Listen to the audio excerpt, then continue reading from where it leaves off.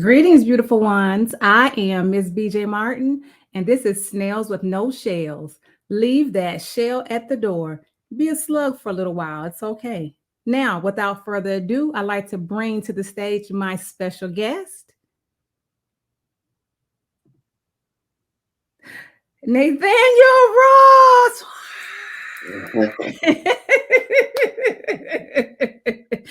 Thank you so much for joining me on Snails with No Shells. I appreciate you. Oh, my pleasure. Thank you for having me. Yes. So now let's get into it. So you're from Baltimore. I am. Yeah. Born and raised in Baltimore.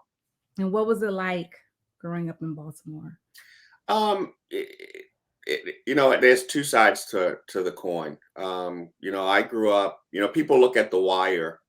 I don't know if you've ever seen The Wire. Yes, I have. And that's where I grew up. And people say, is that real? And I'm like, oh, yeah, it's very real. Mm-hmm. But, there's that side, right? And, I went to Baltimore City public school system, and I lived in one of the rougher sections of the city. I lived in East Baltimore, Harford Road, Darley and Harford, where you had to basically fight to survive. But that was just a way of life, it was what it was. But fortunately, I also got the opportunity to get exposed to the kind of more gentle side of Baltimore because I was befriended by a city council person who actually started to mentor me, and I was able to start spending time in the evenings at City Hall after school. And instead of being out on the streets, I was in City Hall, and I got to meet politicians and entertainers and the flip side of life. And that really turned my entire life around. Coming up in Baltimore, what side of the coin do you want? The rough side, or do you want the pleasant side? But they both were there. Wow. And so you met the councilman. What grade were you in when you met the councilman? Oh, I was in, I want to say 10th grade. And he just happened to come through the neighborhood. He was campaigning, and I didn't know really who he was or what he was doing. But he was dressed sharp. He looked good. He had a nice suit on and shining shoes. And I talk about it in my book, The American Dream, From the Streets to the Boardroom, because that was a crossroads for me. And I just happened to walk up to him and ask, "Who are you?" Just out of curiosity. And he told me he was running for city council.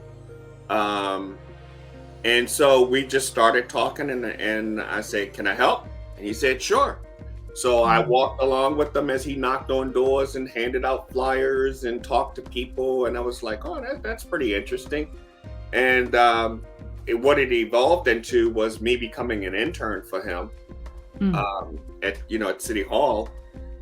So instead of hanging out on the corner with my friends, because we were all singers back then, right? Everybody right. That was where you get the pretty ladies, is if you could sing. That's right. So instead of doing that and playing basketball and or football or baseball, because we were very active back then, we were all into outdoor sports. Yeah. It just changed up my schedule in my life that I would leave school and go directly to City Hall and do my internship with him. And I got exposed to everything, and I became a mascot at City Hall. So I could move throughout the entire City Hall because being an intern for him gave me exposure to all the other city council people and the mayor. And I got to know their secretary, so I could go into places that most people couldn't go into. And I was like a Wow. fly on the wall, and I just observed and learned. And Mhm. the more I learned, the more I was like, I want this life instead of, what I was living before. Right. So And this is because you saw a man in your neighborhood with a suit on.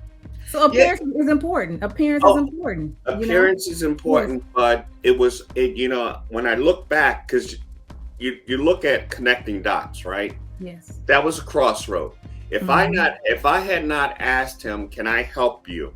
he would not have helped me. Right.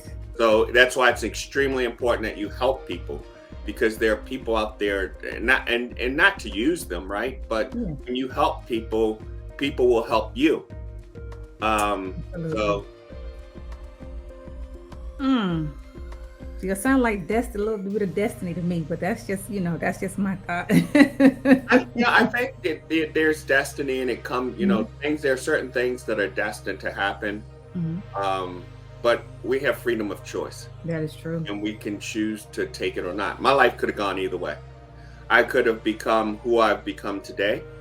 Uh, you know, um, uh, I, I had the luxury of being a global executive in a Fortune 400 company. Mhm. I'm a global empowerment coach. I'm an author, but it could have easily gone the other way, where I Right. could have been on the street selling drugs, robbing people. Um, you know, I could have had that street life easily. Yes. So I count my blessings, and it all comes from those crossroads. You get to them, and you got to decide which way you're going to go. Mhm. Mhm. Okay, well, before we get into your coaching and everything, I'm just curious as to know, what did you want to be when you grew up? Um, well, before meeting the city councilman, I had no idea what I was going to be Mhm. growing up. I knew that my first experience at working, as we had these programs back then where you get these jobs, and I think we were making like $3.15 an hour, Mhm. something like Mhm. that. But I had gotten a job working at a school, and I was like, this is okay. It puts money in my pocket, but I didn't have any passion for it, right? And then I got a job with the sanitation department, and so I was assigned to this sanitation engineer, sanitation worker, street cleaner. Mhm. And I had my little hokey pokey stick, and my job was to go around with the little stick and pick up trash off the streets. And I did that for one day, and I was real clear that that was not what I wanted to do.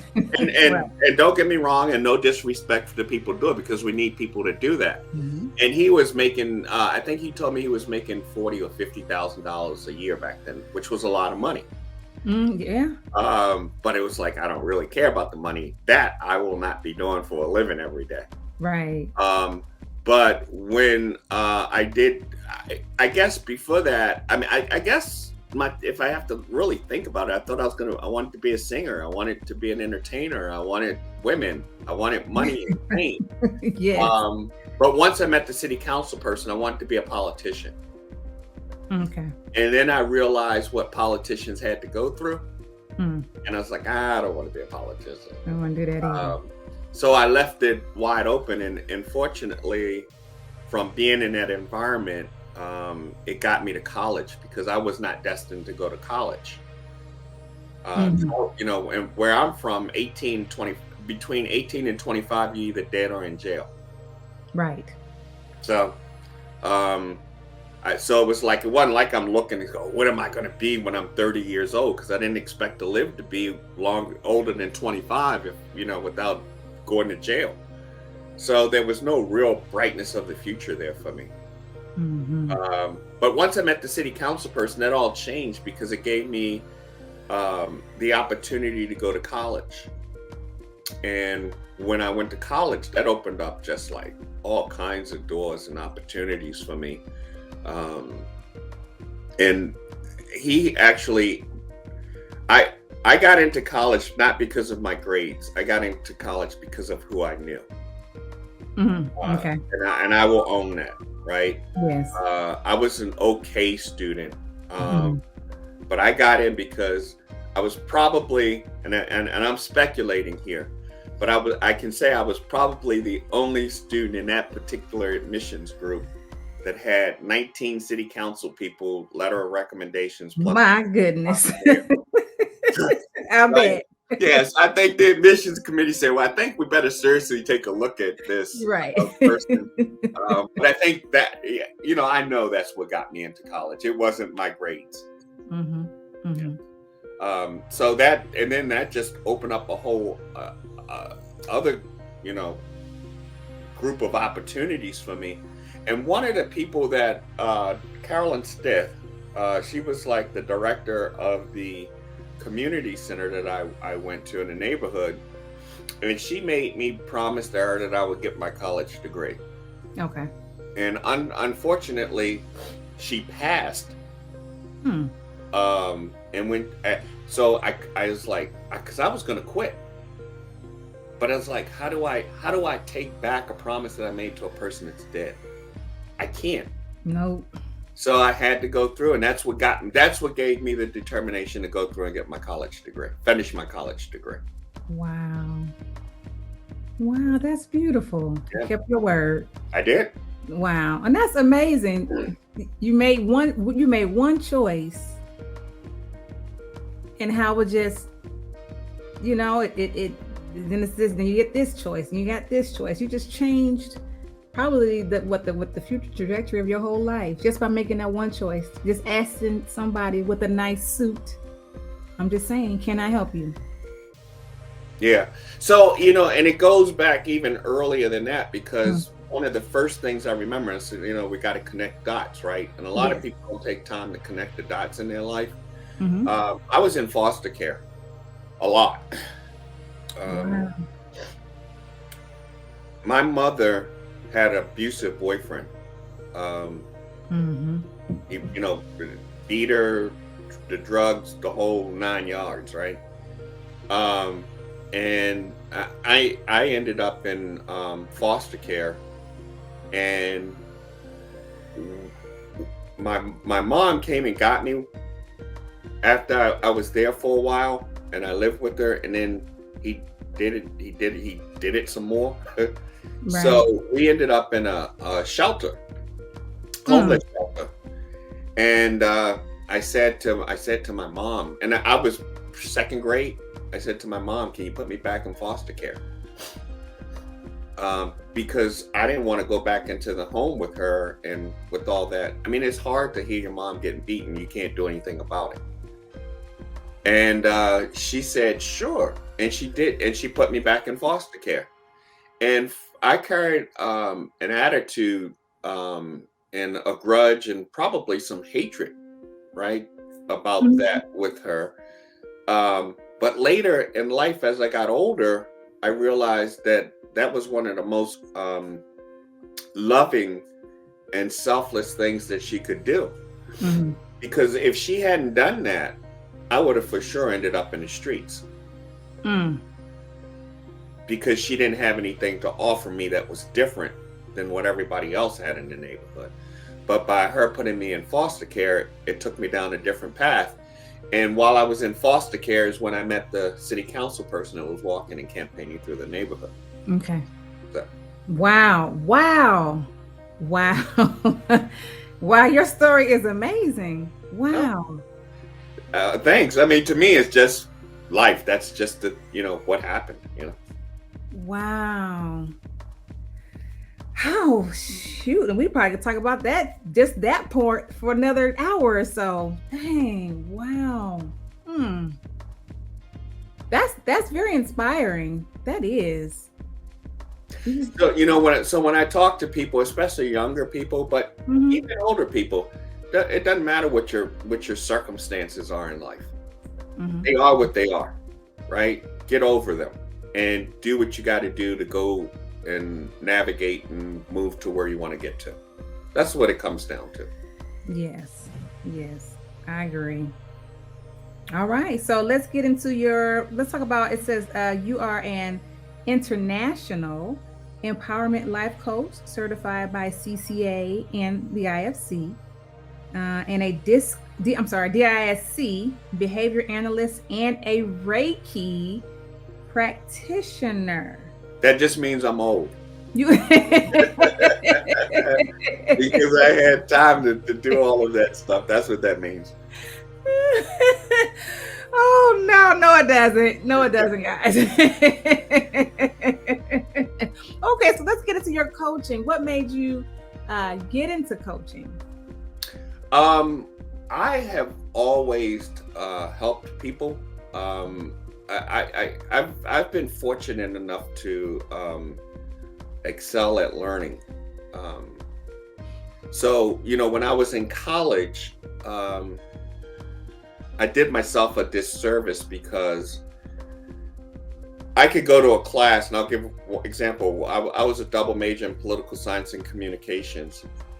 And when I was, I would go to class, I get the syllabus and say, what is required of me to pass this class? And in Mhm. this one particular political science course, the requirement was you had to come in and you had to come in. I think we had to come in like 7 times to take quizzes and exams. Other than that, there was no attendance requirement. So, hey, I'm 20 something years old. I'm like, I ain't got to be there. I'm not going to be there. Right. And I went in and I did my seven times. I showed up at the required time and I passed the class with the B. Mhm. But I did myself a disservice because I was able to learn quickly. But I didn't learn what the teacher had to offer because I wasn't there to engage with the teacher. Okay. So I cheated myself, really. Mm. Even though I got the grade and I got the degree, I cheated myself out of the experience and out of the knowledge that I could have gotten if I had engaged. But I learned that in retrospect, right? Right. So that's a long way to say that because it's easy for me to learn, it was easy for me to help other people, to share and help other people get through classes and stuff like that. So it became real, natural for me to help people. Okay. And I became,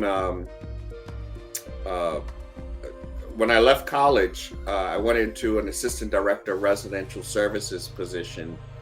And I was the youngest administrative person on staff at Oberlin College. And where's And that located? Where's Oberlin? Oberlin, Ohio. Okay. So it's a liberal arts college. So I was the youngest staff member on the team there, and I mean, so I was 25 and 24, turning 25, and all my colleagues were in their 40s and 50s, and I Wow. could relate better to the students than I could to them, right? Right. And within 8 years, I became assistant dean of students, associate dean of students. Mm. So, like I said, I learned fast. I learned what the system is. I worked the system. I navigated around, and so again, I would just help people. So it was a natural thing for me. So before coaching even existed, I was coaching, Mm-hmm. and that's what one of my former clients said to me. He goes, you've been doing this stuff all for the last 20 years before coaching even became a thing. So it was just a natural for me to go, okay, if I do this naturally anyway, I might as well get the certification to go with it. Okay. So I got the certification. Okay. So what makes it says international empowerment? What does that mean? Well, the empowerment coach is the designation. What I do is I empower people. I teach them how to work from their own powerful position, because most people are insecure.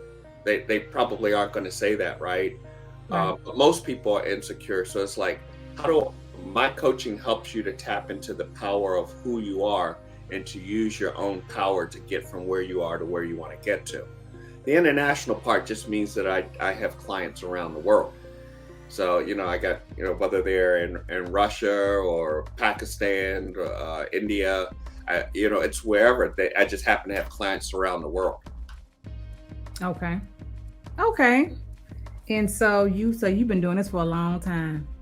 I have, yeah, yeah. Well, okay. And So you know what? And I enjoy Mhm, it. You know, it's one of those things that I thoroughly enjoy. It's a passion of mine.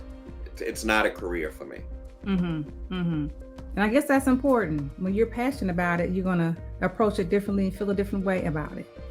Yeah, you know, and one of the big distinctions between my coaching practice and most other people's coaching practice is that most coaches, they do it because it's a living for them. That's how they make their money. Mhm. I don't make my living off of coaching. Okay. Um, I've been fortunate enough and have met the right people that I've done the right financial things over the years that I'm financially independent. So Okay. I can live the rest of my life without working. So when I coach, I charge people, but I charge them less than what a normal coach would charge them because I think, especially for women and people of color, there's such a big gap that and there's a financial gap as well as an educational gap. So I charge less than what the going rate is so that they can get the education and also make it affordable to them.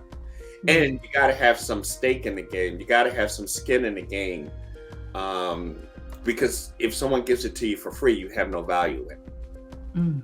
right? Mhm. Yes. So I charge, and the money that comes in helps me to develop other programs to help Okay. other people. And so All right. And let's get into this Reiki. This okay. Reiki healing. Like what? You got coaching, life empowerment coaching, and then you have Reiki. Like, how do they go together? How did you get into Reiki? I used to get I would go in to get massages. Um, Mhm. and the woman who did the massage work was into Reiki and energy work. Mhm. So when you're getting the massage, um, sometimes it's quiet, but other times you can have conversations. If you know that if that's what you want as the customer. So I would talk with her because it just piqued my curiosity. Like, how did you get into massaging? Da da da da da. I mean, massaging is a form of energy work, right? Right. As we would talk about stuff, she would tell me things, and I'm like, eh, because it just wasn't part of my reality. And I would listen to her talk about all this energy work and this, that, and the other. And so just out of curiosity, I said to her, she's actually a Reiki master. Mhm. And I ended up going into her class to become. I went through um, level one, level two practitioner um, training from her, and once I understood energy at a whole different level, that opened me up to a whole bunch of other different things. I So bet. that's how I got into it. It was from getting massage and talking with the person that was massaging me, who also happened to be at that time she was a Reiki practitioner, and she Mhm. was working towards becoming a master. Wow. How long you been doing that? Well, I think I got my certification 5 years ago in Reiki. Mhm. Mhm. Now that's something that you're passionate about too, because that's about healing as well. You're doing a whole lot of healing with the I Yes, coaching and the yeah, Reiki. That's all about this it's about healing. healing. Yes. Yes. And Yes. that's a while that's not a label that I use, that is what I do. Absolutely. Yeah. Yes. Yes. Okay, so now we got a little bit more to go, guys. This guy is amazing. He has a lot going on. Yes, let's get into your authorship, your books, your writing, your let's get into that part of it. Well, I got two books out. One is that I did with my mother before she passed, or actually she passed while we were doing it. But my mom was a very insightful individual, and she would take situations and put it into um, poems that are very meaningful and very it just tapped into your emotions. And I told her, I said, you can't leave this planet without sharing that information and sharing your poems. And she said, she's like, oh, okay. So we ended up doing the book together, and she passed. And fortunately, I had all of her material, so I was able to complete the book and put that out. It's called Mhm. A Little Piece of Me. And then I wrote my book, the American Dream from the Streets to the Boardroom, which tells basically my life story of how I was born and raised in Baltimore, and in the '60s, all the prejudice that was going on at the time with the white and colored water fountains, and Mm. not being able to go into the store, and standing outside eating because we weren't allowed to be in the restaurant, and just Oh, wow. all the crazy stuff that some people think is so far removed. It's not that far removed. It's happened in my lifetime. And so I did it as a inspirational, motivational writing to let people know that don't let your circumstances that you're born into or happen to be in stop you from getting where you want to get to. And Mhm. so in the book, it just talks about how all the different crossroads and the decisions that I had to make that took me from this, literally took me from the streets of Baltimore into the executive boardroom of a global Fortune 400 company. And, if I can do it, you can do it. But Yes. you got to find out what your passion is and then go for it. Yes. That's amazing. All right. And so, okay. And also, you're a contributing writer to the Own It magazine. I am. I Yes. am. Yeah, with that we share in common. Yes, Yes, we do. as well as doing podcasts, so we have some Yes. things in common. And as a contributing writer, my commitment is I'm actually in Own It magazine, and Own It publishing company has I think 12 or 13 other magazines, Mhm. and I'm in two of the other magazines as well. And monthly is basically I'm putting in articles around finances, right? So I'm sharing with people how they can get their financial life in order. Mhm. Um, it's again, women and people of color are so far behind the eight ball in terms of that financial gap, Yes. that and again in education. So I'm not like a financial advisor or planner or anything like that. I'm telling the story of going from poverty to wealth the way that I navigated to get there. Mhm. So um I that's what the articles are basically about. Here are the things that you need to do, or that you can do, that's going to propel you forward in terms of your finances. Okay. Wow. I have learned so much in almost 30 minutes about you and what you do. That's amazing. I'm so glad that we had this time to share together. This is so amazing and exciting. It really is for me. Well, my pleasure being here. Yeah. Yeah. So give us the name of your podcast and also information how we can find you. I know it's on the ticker below, but some people just want to hear it. If I, It's yeah. Yeah, it's Real Choices, Real Life, and we have some very frank and open and honest conversations about just life in general. And you find it. You basically go on the platform of your choice, that you use, and it's Real Choices, Real Life, and you pull it up, and we ask that you subscribe. I co-host that with Jessica Corinne, and we have just open, honest dialogue, and we do it around my coaching practice of a holistic approach to life. So we talk about spirituality. We talk about health. We talk about family and relationships. We talk about career. We talk about finances, and community involvement in education. So we cycle through those topics. Now, Mhm. we may talk about a particular topic, but all of those topics are independent but interconnected. So we may talk one week about finances, where the focus is on finances, but finances also impact your spirituality, it impacts your health, it impacts your family, it impacts the community, Mhm. it impacts your education. So we want to connect dots for people. Don't think you can do this and this alone and excel. And some people do, but you only excel in that area, right? So the objective in holistic living is to really get you to have a balanced life. You hear people talk about work-life balance. Well, what does that really mean? um, Mm. and that's what the holistic approach to in coaching does, is it help you to balance out all the different areas of your life, so you can excel in your career, make a lot of money, and your family life sucks. Mhm. Well, what's the point in having all the money if you don't have anybody that you can share good times with, right? Absolutely. Mhm. Or you do well in your family situation and your finances suck, and then you Right. don't have the means to do what you want to do with your family. So Right. you just got to connect the dots and be balanced in your approach. For those that want to be balanced in their approach to life.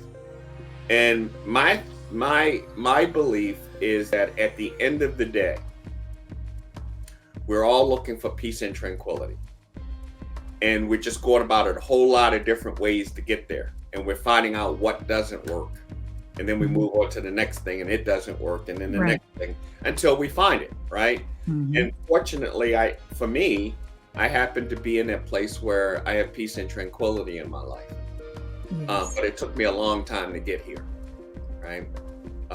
And so that's what I really am sharing um, on the podcast. Okay. All right. So go ahead and give us your handles and your wwws and all that good stuff, because this is going to be on Well, audio as well. okay, so my website is Yes. it's real easy, www.nathanielxross.com, and that will link you to any and everything that I do. The podcast is your choices, real choices, real life. And if anybody wants to reach out and email me, you can reach out through nate@yourlifeyourchoices.com, and I'll get back to you. Awesome. So is there anything that you would like to say before we go? Just maybe an inspiring word, something encouraging, a quote, anything like that? Well, I'll give you my quote, and I'll give you what I think is a nugget that will help you in life. So my quote is, "Life is about choices. What's yours?" Right? Mm. You get to choose what you want your life to look and what you want your life to be. So, so a word. If I had to leave a word of inspiration or motivation for you, for the listeners, I would say just whoever you interact with in life, and this is my own personal practice. Mm. Whoever you interact with, make it a positive interaction and give them a gift. Give them some type of gift of knowledge or something that they did not have before they had a conversation with you. Mm. Um, and that's how I practice my life. Awesome. Beautifully said. Thank you so much, Nathaniel Ross, for joining me on Snails with No Shells. We appreciate you. And Yeah, thanks for having me. I've enjoyed it. Time has gone yes, by quickly. it did. It really has. Yes, and I would like to thank the Own It platform as well for this broadcast.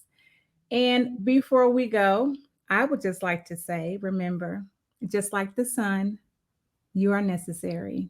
I love y'all.